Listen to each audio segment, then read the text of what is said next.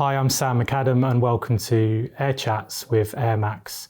Today on the show we welcome an absolute gentleman, a former British Airways captain who flew 747s for the majority of his career and is better known for a remarkable aviation event. We welcome to the show Eric Moody.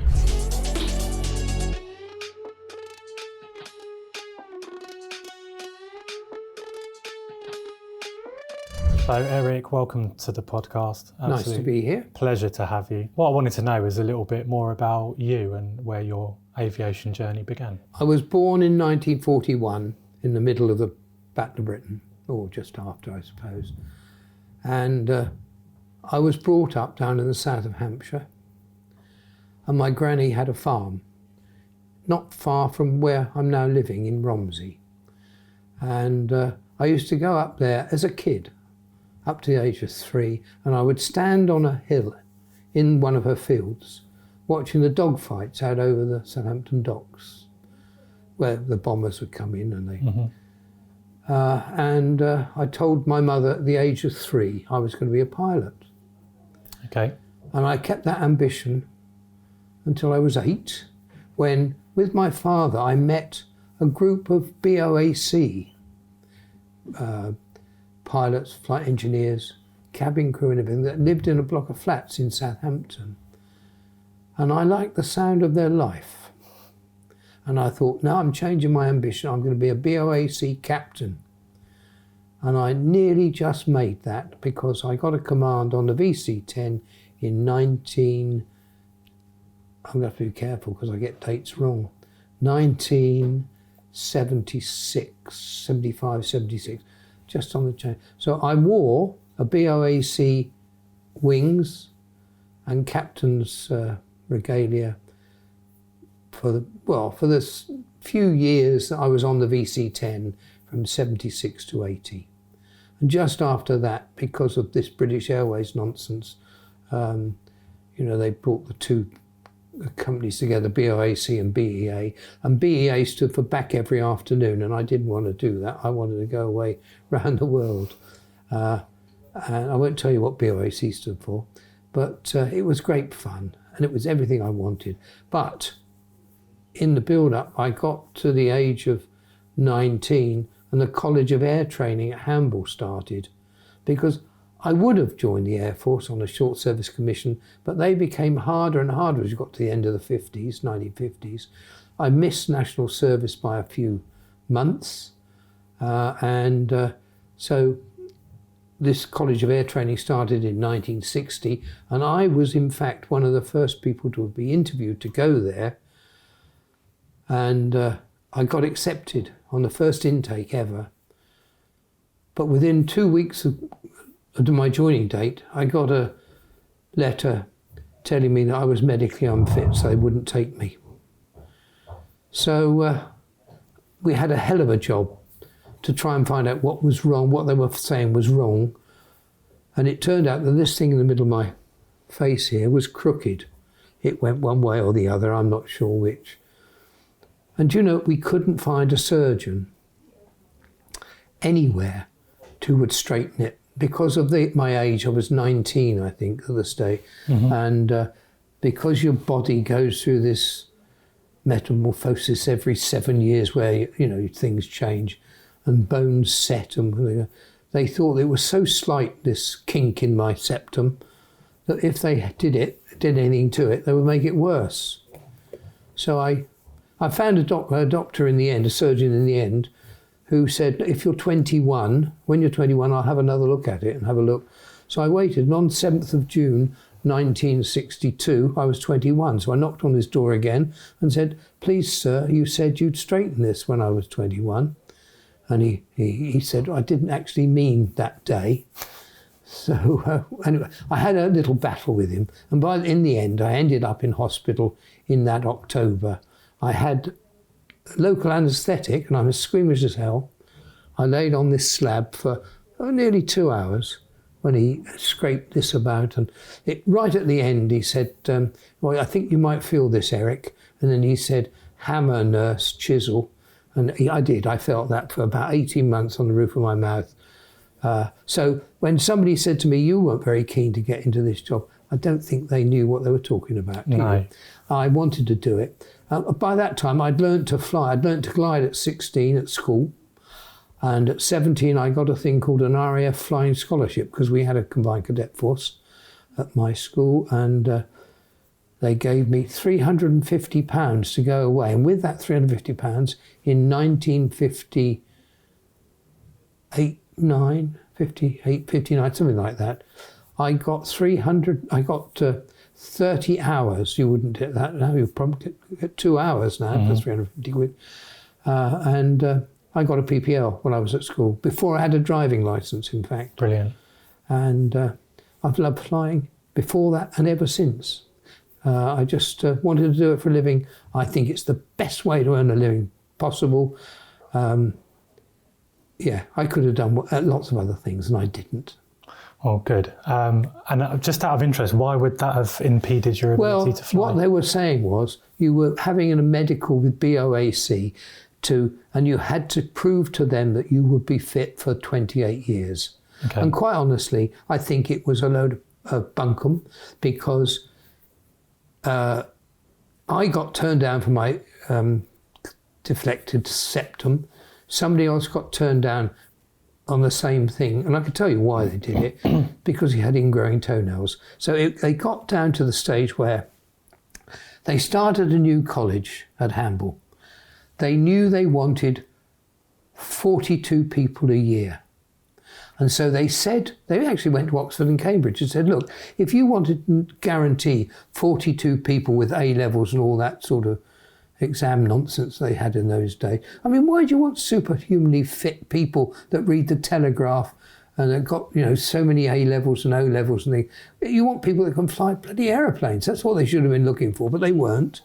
But they said to Oxford and Cambridge, the universities, how many people would you select so that you're catering for people that don't pass exams? And they said, if you want 42, you need 50.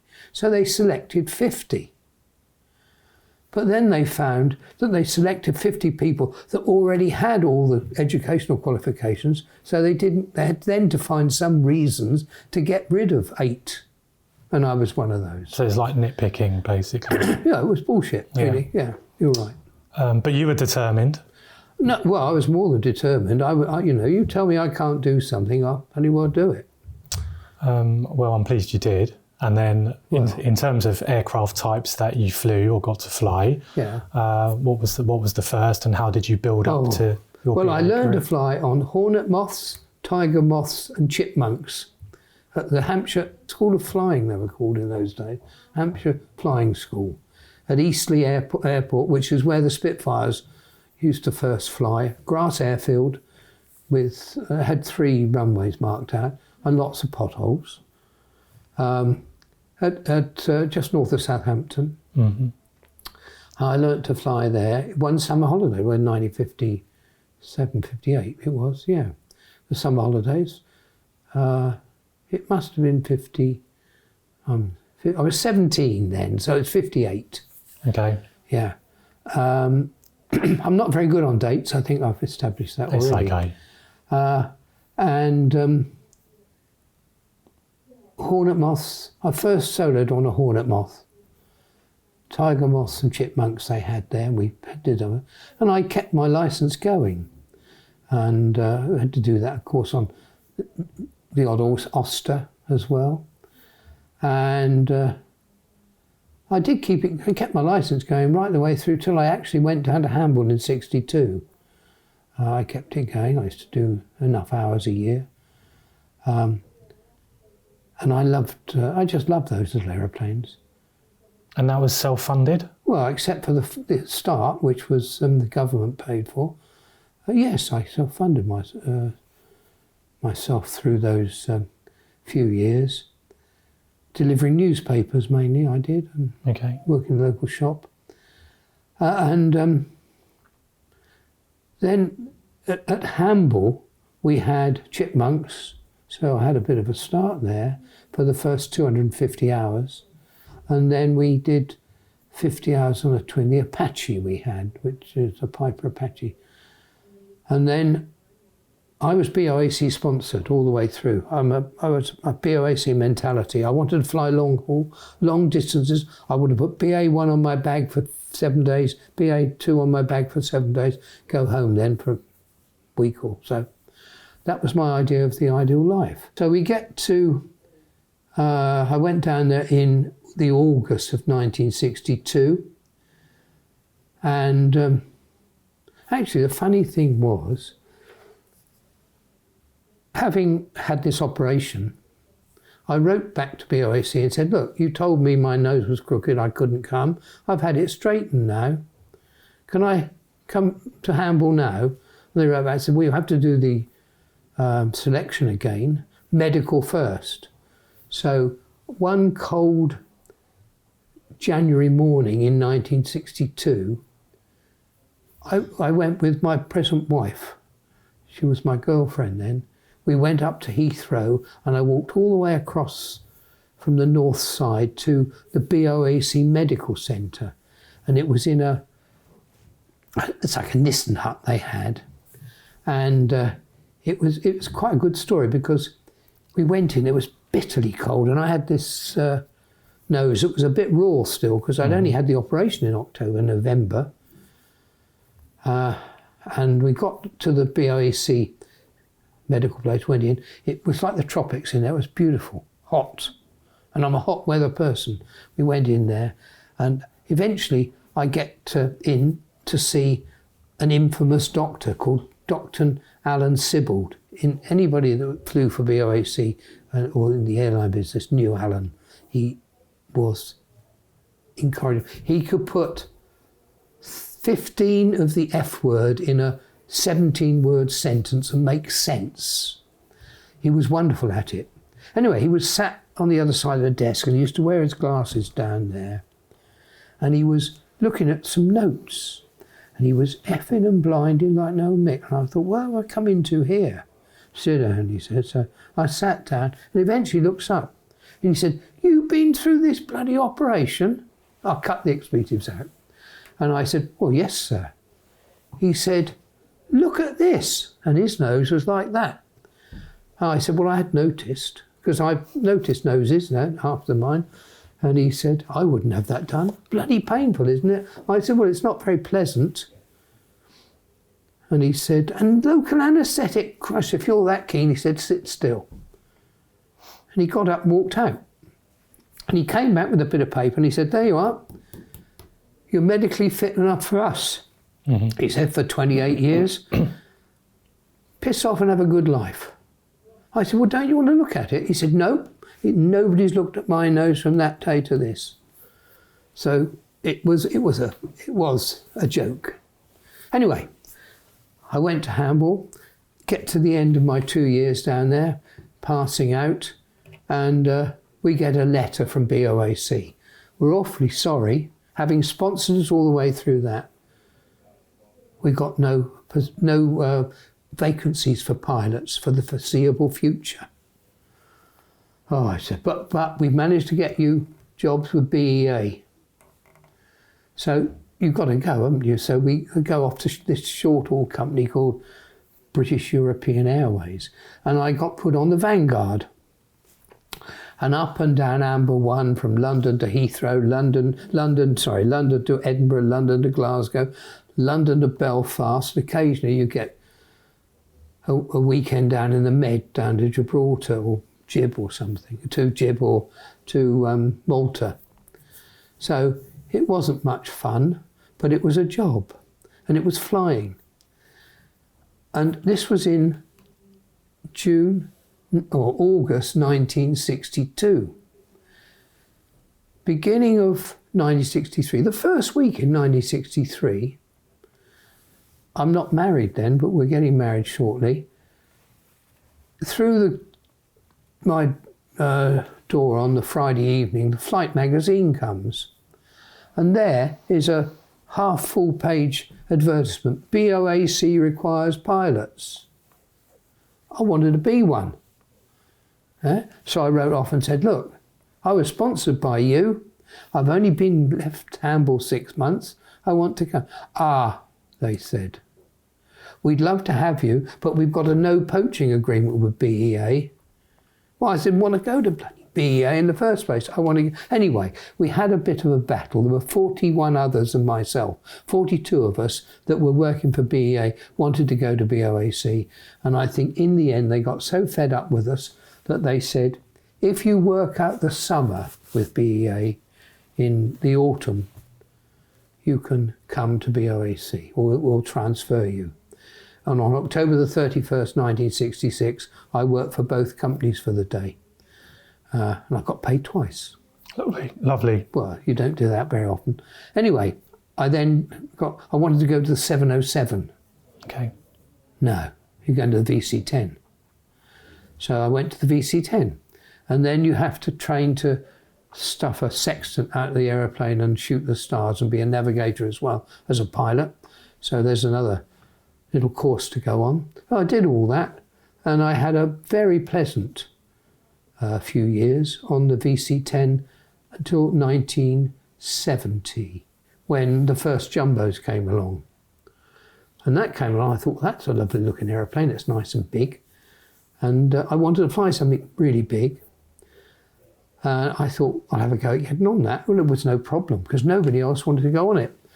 It was a very junior set of first officers went on that to start with. But I was one of those. In 1970, 71-ish beginning, I went on the course.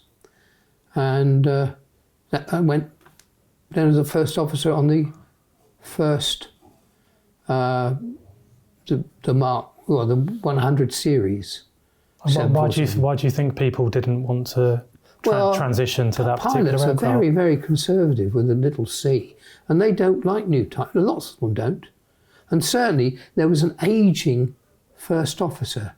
They were all senior first officers because that BOC hadn't recruited for years, and we were the first in. So it was really good to get on that aeroplane very early. I loved it. The first few years on the jumbo, you learn a hell of a lot because a lot goes wrong. And certainly with the 100 jumbo, the Pratt & Whitney engines were absolute rubbish. And if you could do a trip without an engine failure, you were doing well. And in those 5-6 years from 70 to 76, I had 23 engine failures on the jumbo, 18 of which were catastrophic engine failures, went off with a big bang. It was good fun, I tell you. It was marvellous. That's one way to describe it. It was. Well, and you learn so much when these things go wrong. Well, we had 6 aeroplanes to start with, and at one stage, all 6 were marooned between London and Johannesburg because they were all down the route with engine failures, and one had been sent out with one attached to, and no, it was quite a joke. I loved it. It was a mystery tour. What would you say was the main cause of the engines were crap? Just because they were poorly built? They were. The material was dreadful in them. They were Pratt & Whitney, and they kept falling apart. And there was obviously an ongoing dialogue with Boeing and and the airlines to say that this problem's they didn't have many engines in the world that you had to trouble to get a spare engine because they pull these engines all over the place, as you know. And the Boeing with the Pratt & Whitney JT9D, whatever, the 100 jumbo was very under-engined. So you weren't very keen on the climb rate? No, the climb was dreadful. It was nearly a negative climb rate. I mean, if you took off from Heathrow and you got out over Strumble, out over the Welsh coast, if you got to 28,000 feet, you were doing very well going across the Oggin. Yeah, but it was great fun. I loved it. So I had 5-6 years on the VC-10 before that, and I went to first officer on the jumbo, and then they said, right, we give you a command now in 75, 76, and I bid to go on a command on the 707. No, I couldn't get on that. They gave me one on the VC-10. So then I did 4 years as a captain on the VC-10 when I got back onto the jumbo. And by that stage, there were 200s jumbos with 4 Pratt & Whitney JT9Ds, and that was 2 years before this thing out in Jakarta. Which would be good to talk about, obviously, because that's how I first came across you. I'm really. just amazed that it's still talking about it now, because it happened on June the 24th, 1982, at 13:44 GMT, the first engine stopped. And here we are 40 odd years later, still talking about it. And I thought that the interest would last about 6 months. And do you get tired of talking about it? No, because I think it's kept my feet on the ground. I know that, excuse me, one or two of the crew members, not the pilots or the flight engineer, I'm careful what I say here, but one or two people have had mental problems around the thing. And I haven't. You're referring to like post-traumatic stress? Yeah, whatever that is. I could engineer that if they'd like me to have a dose of post-traumatic stress. I'm a bit cynical about the whole thing, personally. But to me, counselling is a kick up the arse and a pint of beer. And works for you? It does, yeah. Because it's up here. You've got to get into it. I needed to carry on flying. I loved it to bits. And I was determined to get over it. I just didn't want to die. That's all at the time. That's all that went through my mind. I'm not going to die. There's quite a lot to unravel here, and I thought I'd start with the me being a 12-year-old, and it was my first family holiday, long haul, wide body, and being a boy that's fascinated with aircraft. I've said to my dad, I guess like many people have asked these questions, if we lost all engines, what would happen? Just intrigued by that. And usually you'd get an uneducated response. But he had a case study for this particular question, and it was your story. And that's when I was 12 years old, that's when I first heard about this flight, and it's fascinated me ever since. And actually to sit down here opposite you is an honour. And it'd be great to hear from takeoff in Kuala Lumpur how this all unravelled. Yeah, well, it was a normal flight. It wasn't really, I suppose. We were a crew. We were together because normally the flight deck and the cabin crew would go on different rosters and you'd lose them somewhere. But we'd stuck together since out of London on this particular occasion. We'd been from London, I think we were in Rome, and we'd been to Bahrain, and we'd been to, up to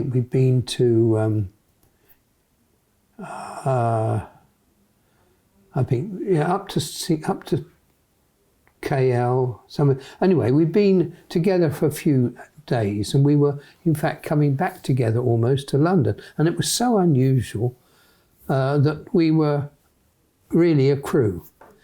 And we'd been in KL for a couple of nights, I think, or a night, and we had 16 cabin crew members with us. But while we're we come from India, I think, and while we were in KL, 3 of my cabin crew went sick with whatever you want to call it, Delhi belly, jippy tummy or something. They got the runs, and they were sick in KL. And I decided that we would operate light on the cabin crew. We had 13 cabin crew members there. We had 12 doors on a jumbo, I think. And so we had enough people to man all the doors. And I said, leave them here and they can catch up with us, because we were going back to Singapore. We were going to Perth, back to Singapore. And they could have come down and met up with us when they were feeling better. That was the way I'd worked it out. With the company, I'd been on the phone and I'd worked all that out. So we knew we were only having 13 cabin crew. And because of that, I'd rung the airport, which is unusual, and I'd said, okay, put all the passengers, they'd said there were about 250 coming through, because they know on the book load, and in fact we had 247 passengers. So I said, put them all downstairs, first class in the front as it would be, but we'll have and at that stage, that jumbo was set up to have an economy cabin upstairs. And I'd said, right, if anybody comes in that cabin, move them all downstairs. So we've got nobody in the upstairs cabin, and therefore we don't have to have a cabin crew member up there. Just the three of us up on the flight deck. And so that's how we started. So it wasn't a normal sort of sector. We'd had a bit of discussion about it. But because fuel was cheap in KL and it was dear in Oz, I'd filled the thing up to the gunnels, so I could have gone forever. Had a full tank of fuel. We set off, and it was all very, very normal. The aeroplane came in half an hour late, and that had a big effect on what happened to us. Because if we'd taken off half an hour early, we would have missed the volcanic eruption. But as it was, we were half an hour late. We took off, and it was a very calm night. We took off, reached up for the sky, and climbed up to 37,000 feet directly, even with full tanks. It was a beautiful aeroplane. And we set off across. The routing was KL down to overhead Singapore, across the Jakarta, or Straits of Jakarta, whatever it's, Java Sea, to overhead Jakarta, and then in a straight line from Jakarta down to Perth in Western Australia. And it was forecast to be a fine night, and it was wonderful. Anyway, we got up there, got into the cruise. Usually I would do a few crosswords, so I probably did, had something to eat, and it got to the other side of Java, and everything looked normal. And I said, I'm going to the loo, I need a leak. I got out of my seat, went to go in the loo at the back of the flight deck, and there was somebody in there. So it had to be either a first-class passenger had come up or one of the cabin crew. So I thought, well, I'll take this opportunity, I'll go downstairs and see how they're getting on with the service. Killed two birds with one stone. And I went to the bottom of the stairs. The purser at the front was a lady, and I said to her, how are you doing? She said, well, I'm all right, sir, I've finished. I put all my passengers, she said, they're tired, because this aeroplane had come through from London. She said, they're tired, they all want to go to sleep. So they're all asleep, and I've sent the two that work with me, I've sent them down the back to help out because they're short-staffed. I said, well, that's a good idea. And I said, how are they doing down there then? She said, well, the club passengers are all fed and watered, and they're being bedded down, but down the back, there's a group of about 110, 120 Kiwis and Aussies that have been together on a tour around Malaysia. They're intent on destroying their brain cells, and they're going to be having a party. I said, no trouble. Oh, no trouble. We can cope. And I had a wonderful CSD on it. His poor chap's dead now, Graham. And I knew he'd cope anyway. Anyway, so I said, well, if you want me, you know where I am. And I went to go in the loo, and with that, the stewardess that had been in the upstairs loo had come out and gone on the flight deck to see if they wanted anything, and they'd sent her to get me. And I was stood at the bottom of the stairs, all ready to go in the loo, and she said, they want you upstairs. So I went upstairs, and the first thing I noticed, coming round what I call the skirting in the upstairs lounge cabin area, where the air conditioning air comes in, it was billowing in smoke.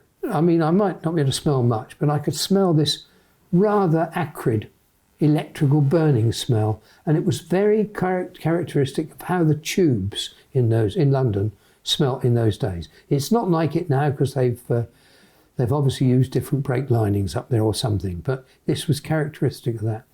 But I went on the flight deck expecting them to say, we've got a fire or smoke in the electronics bay, should we fire the fire extinguisher? But nothing was further from that at all. I went in and they said, come and look at this, it's beautiful. And they were watching on the windscreen a wonderful display of St Elmo's fire. Now, I've seen St Elmo's many, many times in my career in all sorts of places. On the ground at London, in the fog, up in the air. But St Elmo's is quite an attractive thing to watch. And it can manifest as just shimmering lights up and down the windscreen. But on this occasion, it developed into short lightning dashing up and down the windscreen. and it was multicoloured, which it isn't normally. There were all sorts of colours around, and it was so they were watching the wonderful display, and as I'm sitting down, you're doing everything you can to look to catch up, and I'm watching this wonderful display as well, and that's when it all started, and the flight engineer says engine failure number 4 engine. And it wasn't like a normal engine failure, because in the 4 or 5 years I was a first officer when these engines were bad, I'd had 23 engine failures, of which 18 had been catastrophic, gone for the big bang. So I thought I knew what an engine failure was like. But it's nothing like that. This thing was just winding down slowly. And you had to convince yourself it was running down. I mean, he was on it like a shark. He was very, very clever. He was a training engineer. He was bloody clever at picking out a Duff engine. I sat there watching it as the first officer, and it wasn't until we started to yaw slightly, because obviously 2 engines going to one side or the other, we're going to yaw, and the ball on the turn and bank thing goes out to one side, you know that you're in fact sliding, skidding. So I put some rudder in and kicked it up, and that's how it all started. We shut down engine number 4. We shut it down. We shut it down properly, as though it was on fire, as we always did. So that was your assumption at the time, was? Well, no, he said it had failed. But everything else happened very quickly after that. Within 30 seconds, all 4 had shut down. They'd all 4 run down. So how does he react to that? He's a trainee. Yeah, and he says he's a training first captain, training engineer, and he said, well, number 2's gone, number 3's gone, and something like, oh goodness me, we've lost a lot. But under stress, one's vocabulary does become quite limited, It's not easy not to swear. Well, I think you'd be forgiven for swearing in that situation. And it's obviously unravelling very fast in front of you. Oh, it was. It all happened within 30 seconds, that happened. Yeah, I'm picturing this scene where you've got a bit of smoke, then you're watching this beautiful display of St Elmo's fire, and then suddenly all the engines have gone, and that's happened within 30 seconds. Yeah. What then? Well, we're the proud possessors of the world's heaviest and largest glider. That's still a Guinness World Record? Well, it went in there, and I don't know, I've not seen anybody beat it, but they don't repeat these things. I think if something is difficult to beat, they don't keep it going.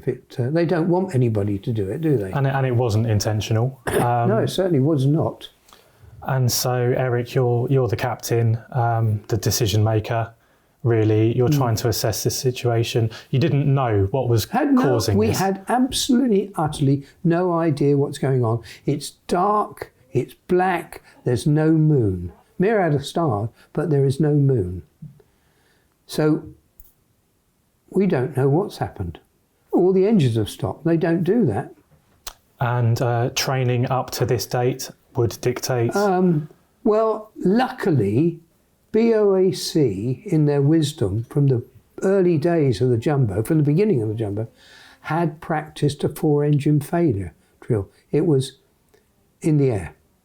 I think it was done tongue-in-cheek, but we used to do it once every so often in the simulator as part of the annual checks and things that you do.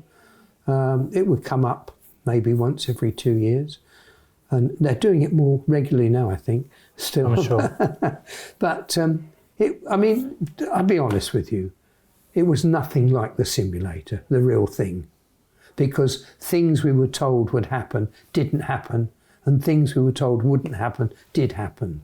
It's very confusing. Yeah, sorry, just interested to know what an example of that would be. What were you expecting to happen that didn't? There were all sorts of things, like we were told the first thing that would happen, because there would be a complete power failure, which there wasn't, would be that the autopilot would drop out. And if the autopilot drops out on one of those jumbos, the klaxon would go off so loudly you couldn't hear yourself talk or think. This thing would go, very, very loudly. And that didn't happen. The autopilot stayed in. So, if you're a logical sort of a person, that's very confusing. All the engines were stopped. We look across on the engineer's panel, and there was a total electrical failure indicated. There was on the panel, yet the autopilot had stayed in. There were lights coming on and going off that weren't supposed to, and were supposed to. It's hard. 40 years later, it's hard to remember exactly, and I'm sure I'm missing things out. But the big thing to me was the autopilot stayed in. And so I thought to myself, well, don't be a bloody idiot. Use it. And that gave us an extra pair of hands. That was great. For the first few thousand feet of descent, I used that. I used it to turn off the airway. Because we're going to descend, unscheduled descent, you don't want to keep going straight ahead, because if something's coming the other way, down lower, 10 to 1 you'd hit it. So I turned off the airway with a heading knob, and I wound in a descent to keep the thing at flying speed. And we had to fly between 250 and 270 knots indicated. I knew that. So I made sure I was doing enough descent to keep the speed at 250, 270. But at the same time, if you've got no power, you know that there's only a limited amount of time that you can be doing that. Yeah, but it's not a panic situation. I'm sorry. So you weren't panicking at the time? No, because you've got 37,000 feet of altitude before you hit cumulogranite, or depending how high the cumulogranite is. But I knew I was 29,000 feet, and I was coming down at probably 1,800 feet a minute. And I'm conscious not to put like a Hollywood spin on it, but for me, it's picturing an aircraft that has lost all its engines, and it's a 747, and it's got passengers on board. Yeah, but what you forget is the only 4 inches of flesh on that aeroplane I'm concerned about is that. They're the most valuable 4 inches of flesh in the world, as far as I'm concerned. Yeah, so you can discard the rest of it. So it's just you, me, fight or flight. Yeah, and you've through training. I imagine the previous 100 series engine failures maybe helped a bit. All your experience helps. I've been flying them for a few years. I was 41 years old. I was cross because if it had happened 2 weeks before, I'd only been 40 in the newspapers. But I was 41 years old then, and I had a few years of experience. But I didn't want that to happen, thank you. And it didn't. And did the situation ever turn? You said it wasn't a time to panic for you. No. But it was critical. Absolutely, yeah. And because it was happening so fast.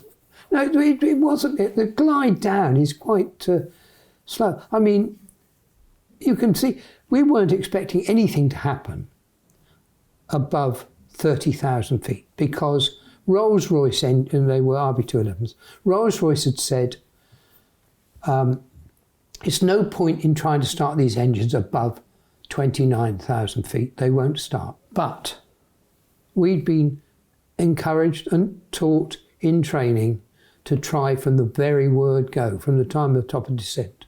And we were at 37,000 feet and we started the procedure right away. So we did as we'd been trained. But on the simulator, when you do that and you get down to 30,000 feet, all of a sudden, as if magic, the engines all start up. It wasn't until we got to 30,000 feet that I'm sure a lot of it kicked in. We thought, bloody hell, that hasn't happened as it should. We weren't really in a panic mode until, I suppose, no, we didn't panic at all. But when you get to 30,000 feet or 29,000 feet and nothing happens, then you've got to start thinking a bit more about what you're going to do, because perhaps they won't start. And at what stage do you think that kicked in?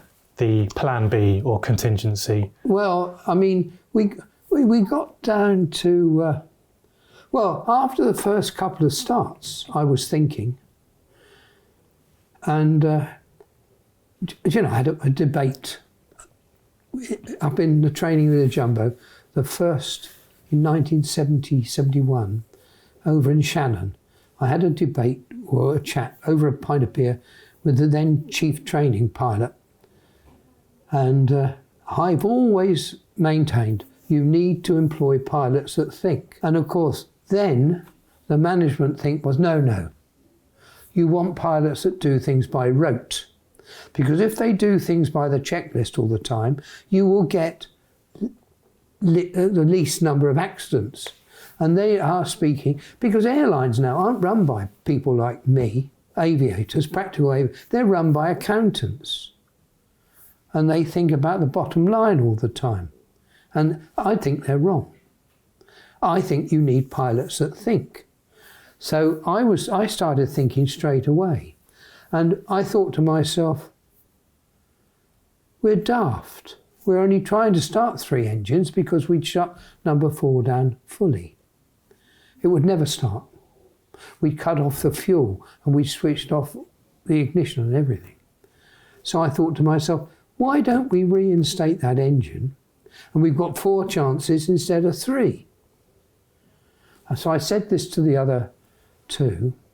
And my first officer says, that's a bloody good idea, Eric. But the training engineer, because in the book it says you shouldn't do that, he said, no, you're not. I said, bugger the book. We're doing it. And that was quite relevant because later on, that engine, the first one we shut down, was the least damaged. It was the first one to start. But we were down at 13,000 feet before that happened. Yeah. So it does pay to think in my book. And you won't ever convince me it doesn't. I'd have to agree because I've... Yeah. So I was thinking about it. I was thinking about what to do. I knew we were heading back towards Java, but I knew there was high ground along the west coast of Java, about 10,000 feet high, where all these volcanoes... I didn't think about bloody volcanoes at that stage, but I knew there were a lot there. 10,000 feet was probably the safety height. And I knew then we could come down to about 12,000 feet on that heading, and then we'd have to turn out back to sea, which would give us a little more glide if we hadn't started the engines. Yeah, but so I knew what I'd planned out in my mind what I was going to do and where I was going to turn and things. And now all I had to do was execute what we were supposed to do, keep the thing flying. And the only way to keep it flying is to keep some height or airspeed, and Our Father who art in heaven, you know. I'm sure many people did. But you make it sound like it was not a problem, more of an inconvenience. Well, it was a bloody inconvenience, and I'm sure that thinking through it made me able to cope with it. I mean, we had no idea why those engines had stopped, and that was annoying me. Why didn't we know? And we didn't know. But you don't want a post-mortem in the air. You have the post-mortem when you're safely on the ground. The first thing I had to do was to get that aeroplane somehow back on the ground. And if we could, get the engine started. Because otherwise we were in the sea.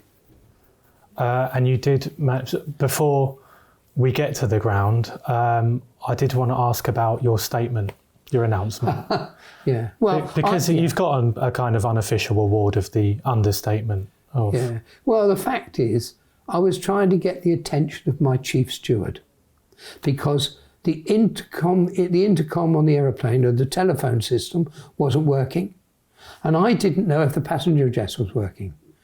But I thought I'd have to take a chance because I couldn't get in touch with him anywhere else. So I wanted to get the attention of my chief steward. And I got the attention of the world's press, I'm afraid. And, you know, they've dined out on it more than I have. I was just... Well, you're going to talk to 247 passengers, and there were 16 crew there as well. And I mean, I didn't know, but they knew that the engine stopped, because what I didn't know was my chief steward was on the flight deck when they all stopped. I didn't know that, but he'd been downstairs and told them all, but not the passengers. So if you've got 247 passengers, I think you could easily get a panicky mutiny if you said the wrong thing. So I thought to myself, you've got to sound as though you're very laid back and quite laconic. Say something you normally say. And I've always been honest. I've always told people exactly why you're delayed with me or late. There's no point in the bunkum they tell you about, we've got to do this. You've got to have an engine failure. Say you've got to have an engine change or something. Don't try to sweet talk them. No, you can't do. You can't get through life like that in my book, because I'm a Hampshire boy, and I believe in telling it as it is. And so I thought, well, I'll say, good evening, ladies and gentlemen, to Captain Eric Moody again. We have a small problem in that all 4 engines have failed. We're doing our utmost to get them going. I trust you're not in too much distress. And the thing I wanted to get across was, would the chief steward please come to the flight deck? And if you fly on British Airways and you ever hear that, it's a good cause then to worry about where you're going to put down in the sea or on land, because that's a cue to the cabin crew to put stuff away and get ready for a ditching or a crash landing. Fascinating. And I think even more so because you're dealing with the incident, but you've also been able to assess what you're going to say and to reassure people, really, which is it's done. My wife often says, "Oh, well, you're a man, you can't do." Being a pilot, you have to be able to do 6 or 7 things at the same time, honestly, and do them well sometimes and cope. This is to do with men and multitasking, I assume. Yeah. Okay. But I actually discussed it with my wife as well, and she said if she had been a passenger, it's obviously easy to say from the sofa rather than an aircraft seat, but that it would have reassured her, because the calmness and professionalism. Well, you've got to try and do that. That was my intention, you see. Well, you didn't have a mutiny.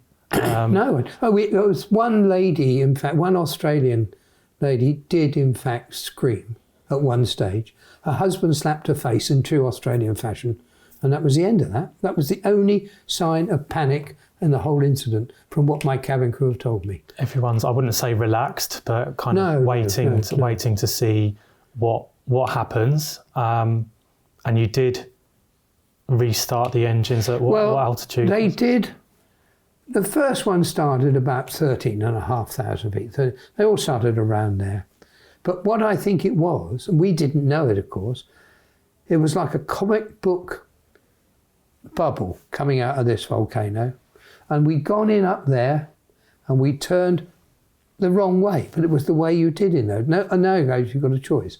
We turned to the left off the airway, and I think we came into the ash that had drifted, and we came down, and I reckon we came out of it about 15,000 feet, and I could tell you why in a moment if you like.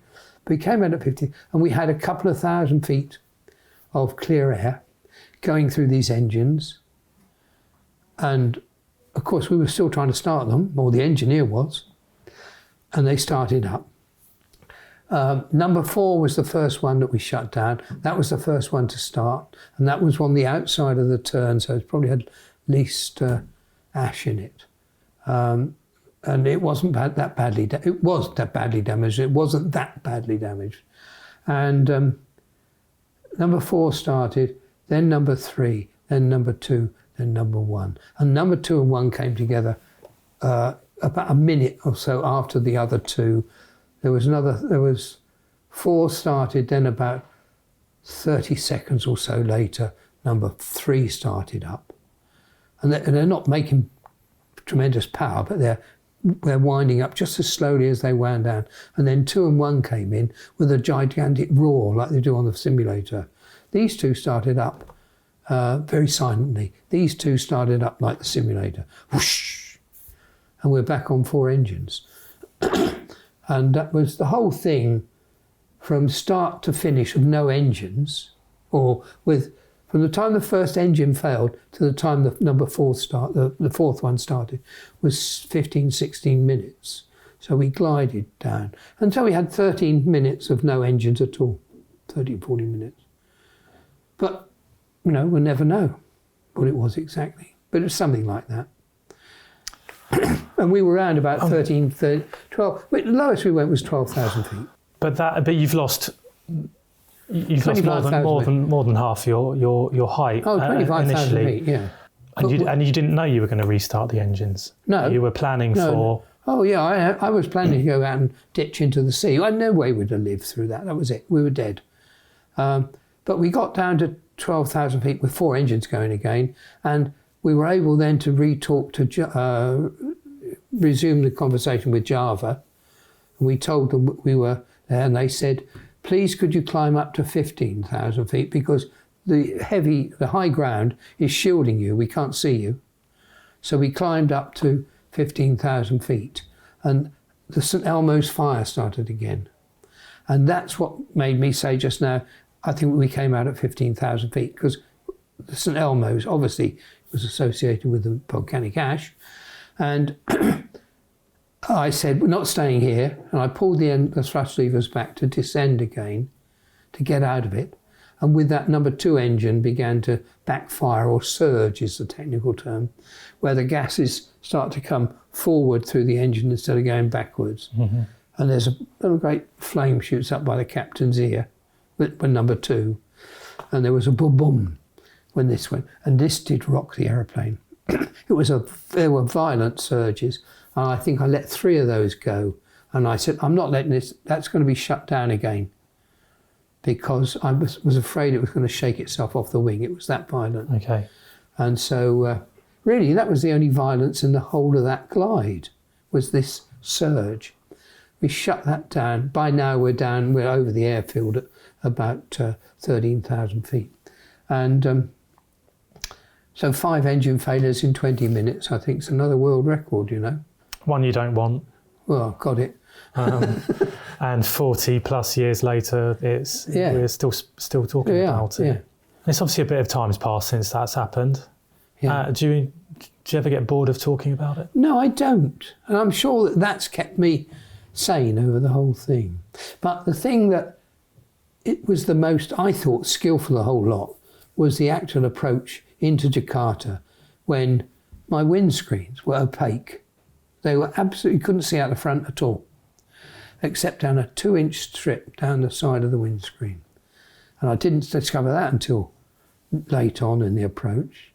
But that was a real team effort, that approach. My first officer was calling out every 30, 40 feet, he called out. The engineer was monitoring that. We had 3 engines going now, only 3. And he was monitoring that, keeping his eye on it. But he was under pain of death to move those thrust levers, because those engines were, well, I knew they were damaged. They were unstable as buggery. I think that's a Hampshire term, yeah. We got it on the ground, and the last 100 feet, I sat back in the seat, because I was sitting on the edge looking around here. I slipped into the seat, and the airplane landed itself. It was beautiful. It kissed the earth. And, And then we had to be towed in, because, you know, we couldn't see out the front, couldn't do anything. And the aftermath of it all, was there a sigh of relief from you? I don't know. Or? Well, of course, from us. Well, but we still want to know why these things had failed. And we didn't find out really for 2 days. Oh, but I had no idea. It hadn't been reported that a volcano had erupted. No. Oh, no, it was going to take days for that to happen. I mean, we're talking about pre-satellite phones even, pre-mobile phones, none of that sort of nonsense. You people now are spoiled rotten. We are. I mean, our son now, he talks to his family from all around the world. We used to have to book calls from India and wait probably a fortnight, and then you'd not be in your room and you'd miss it. I mean, it was, in those days, it was so expensive, you didn't do it. We used to write letters, my wife and myself, between if you were in Singapore or in Hong Kong. And the postal service was so good in those days that if you posted it in the afternoon in Singapore, it would be here in the first post the next day, delivered. So we used to communicate like that back in the earlier days. And we were nearly out of it. We were just beginning to be able to afford phone calls in 82. But you didn't do it, you know, willy-nilly. I mean, my lad picks up this implement he carries around now, and he can talk to his kids anywhere in the world, it seems to me. Yeah, it's come a long way, but then so has aviation. But I thought that maybe other aircraft had seen it, No, had experienced the same thing? It was black. Oh, well, we had a smart-ass Air France caravel captain who came on to find out what had happened. They'd heard that we lost all the engines. And he was, you fly through the volcano. And this was when we were on the ground, and I thought, you smart-ass, what do you know? And he reckons it had been, well, I know now, this volcano had been erupting since early April. This was June the 24th. It had erupted various times in that time. But in June the 24th, 1982, it went up in a big way. But it wasn't NOTAM'd. There were no mentioned on the NOTAM that we were to expect volcanic eruptions in that. But then, let's be honest, that's part of the Ring of Fire. And I know now, because I've studied the problem a bit, there are, on that west coast of Java, there are about 110 volcanoes which you can consider active, and no volcano is ever extinct because it can always erupt. But these 110, of which 5 are active at any one time. If you fly down to that part of the world, there is residual volcanic ash in the air every night of the year, and they get some marvellous sunsets down there because of it. You get over northern Australia, it's beautiful. So there's a lot to be said for volcanoes. And Mother Nature is she can't be thwarted. She's quite a vicious lady. And look what's happening now in the world with nature. And that's all volcanoes are. And look at those plates moving up in Iceland. They're beautiful to watch, aren't they? But you can't stop it. You can't fight it. No, it's a force bigger than us. It is. No, it's made me feel very, very small and humble, that incident, I must say. I was bloody lucky. We were lucky. I had a very, very good first officer and an excellent flight engineer, and the 3 of us clicked. All bloody minded. Those 2 came from Yorkshire, where they notably... I'm very bloody minded from Hampshire, I tell you. If I say I'm going to do it, I will do it. You say an element of luck, but if a hell of a lot of luck. If it was someone sticking to the manuals, they would have. I don't think they'd have. No, it would have ended potentially another way. And you were. You don't know, do we? On the ground, then, the passengers have obviously been aware of the situation. Do you have a meet and greet with them at any point? Well, I said we landed in Jakarta, which was a BOAC station at the time, or British Airways station. However, it wasn't very well staffed. And the next day, they were having trouble with the passengers and London don't understand, I'm afraid. I'm cynical when it comes to management of airlines. If you've got that picture, because they couldn't run a hot bath. They might be a cold one, but they couldn't run a hot one. Anyway, the passengers in Jakarta were very disgruntled. So the manager comes and says to me, "Sir, would you mind coming and talking to them?" So I said, "No, I'll come and talk to them. I'll see what I can do. I'll use my influence on what influence I've got. I'll try." He said, "Well, we're going to have trouble getting off tonight." I said, "Look, don't worry about that. I tell you now, all my crew will come to the airport, and my cabin will come to the airport, and we'll get them on tonight, if that's an aeroplane coming through." "Great," he said. So I go off, and British Airways were going to really be pillocks over it. They were going to send out one aeroplane, and it was going to do this, that, and the other. I told you can't do that. It's got to come tonight, and it's got to take them, drop them where they want to get off. Because they're traumatised, these people. They were. And I persuaded the company in London, and they organised something that wasn't too bad in the end. And we went to the airport, but we went to the airport and looked at the aeroplane in daylight to see it. And quite honestly, I couldn't believe it. It was stopped about, from, well, as far as we are from that wall, from the terminal building. And the windscreens were so bad you couldn't see the terminal building. They were absolutely, utterly opaque in daylight. So I was quite pleased with what we'd done.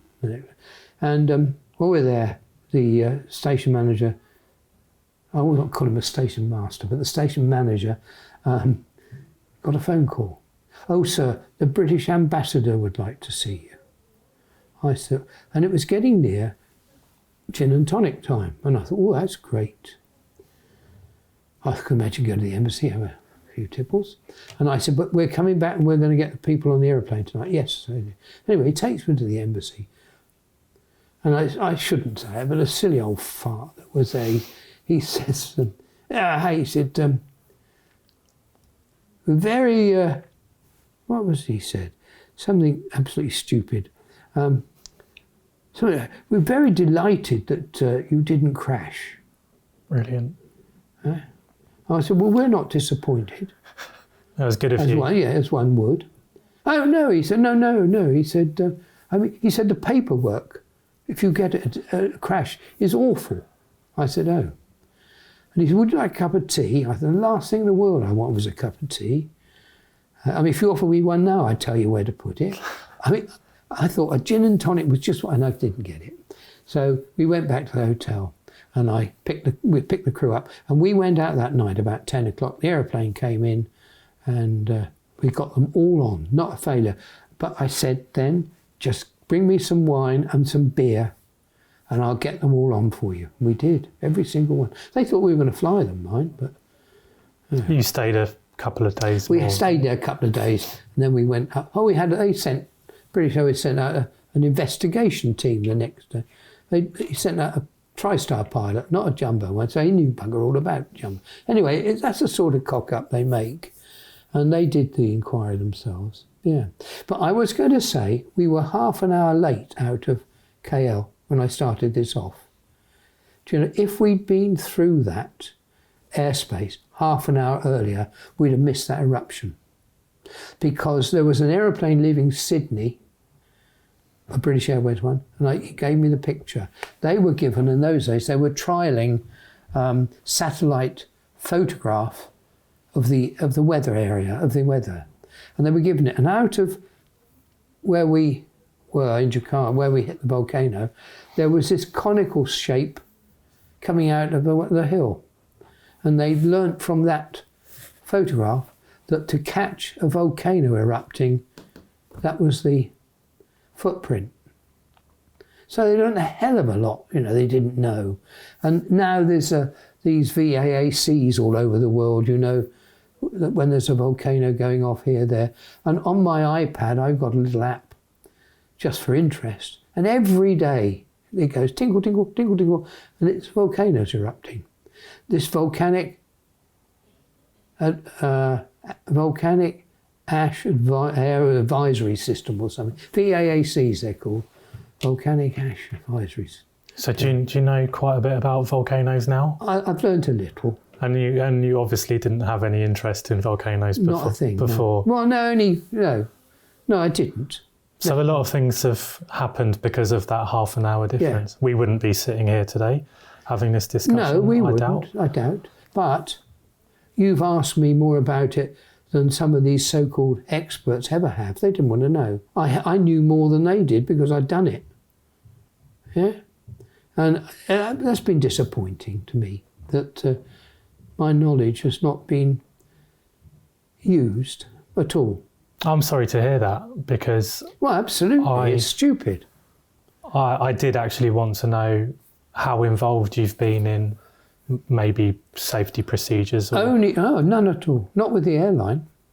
I've had people within the industry who have interests, want to have been very good, volcanologists, one or two. Some don't.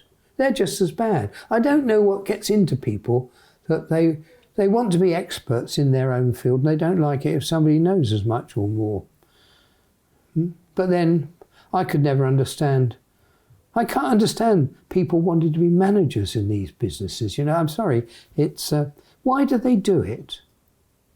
It's odd. They're odd, in my view. I think I had a preconceived idea because of the Miracle on the Hudson. When you look at that story, that you have a lot of input thereafter. I bet he hasn't. I've never spoken to him. I don't want to. I never have spoken to him. But I doubt whether I've had any input since then.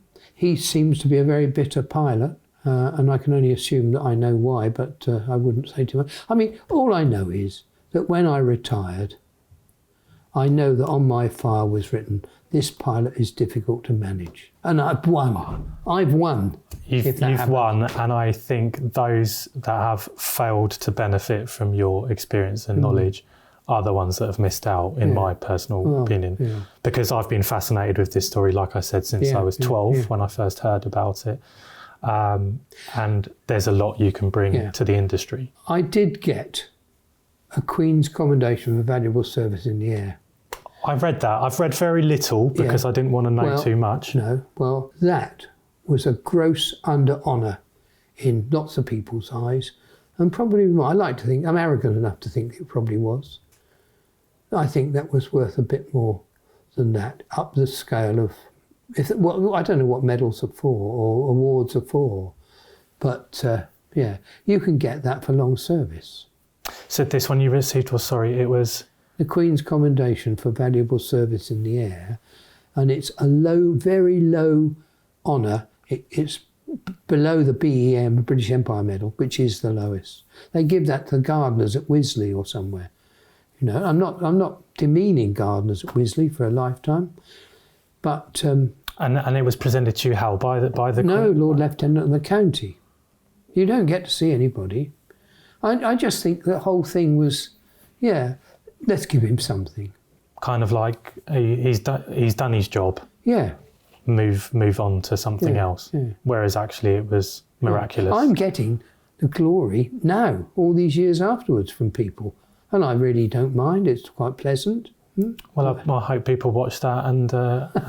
Well, no, it's I know that people have tried and things, and lots have happened years gone since. I've enjoyed it. Best interview? Don't say this one. I don't know.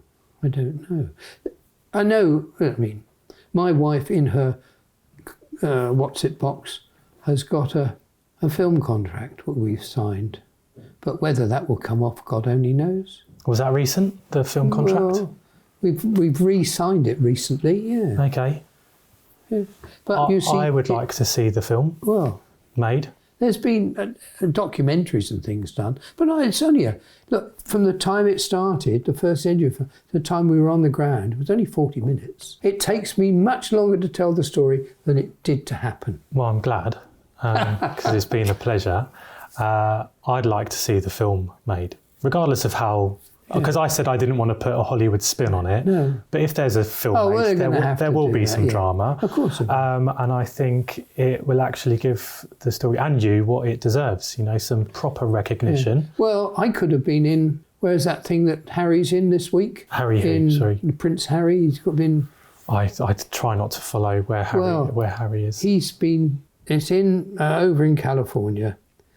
And I know that one journalist I got involved with over there tried to get me into it. Because I'm not... Was it like a film festival? Or no, it's inducted into some Hall of Fame. Right. And he tried to get me in. I know they did, because I did some work for NBC. And no, they didn't want me because, although the story was the sort of thing they want, I'm English. And I don't live over there, and it was going to cost them money to get us over there.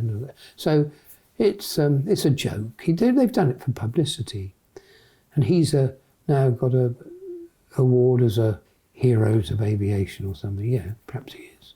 I don't know. I don't do anybody down. I'm not the Queen, and I can't. I can't issue awards. No. She didn't do it, did she? It all comes through British Airways management. They decide. Oh, let's set it up something, and yeah. The whole crew got one? No. Just you? Myself and the chief steward. Got exactly the same. And you've remained in contact with the rest of the crew? Is there quite honestly, we were in a departmental store in my little town of Romsey only last week. And Pat was paying for something across the counter, And I stood there with my mind in neutral, and I heard Eric Moody, and I turned round. I didn't, and it was the husband of one of the stewardesses on the crew. I met him 41, 42 years ago. Hadn't seen him, but he knew me, and they lived up the top of Hampshire, and they were just down there for the day shopping, and just bumped into you, just like that. But other than that, I mean, we get Christmas cards from some. That's lovely, and there is a book out about it. Oh yeah, well one that of was the passengers. 1985. That was. All 4 engines are filled by Betty Tootle, but it's been out of print for years. You can buy it on. And you had a large involvement in the book. Well, we all 3 of us on the flight deck wrote our own stories, and she edited them. That's what it is. There's a lot of rubbish in there that some of the passengers have said about it. But you know, she actually married another passenger in the end, whose wife died, and he's dead now, and she's at getting to the end of her life. Well, I am. I'm 82, 83 this year, and I'm rather pleased. I've had still young. 42 years more than I was. Yeah. Off to South Africa soon. Yeah. We're going to see our grandchildren. You know, you've got to do these things. But no, life's wonderful. Like this conversation, it's been absolutely wonderful speaking to you, Eric. Thank you very much for your time. My pleasure. It's Brilliant. been my pleasure.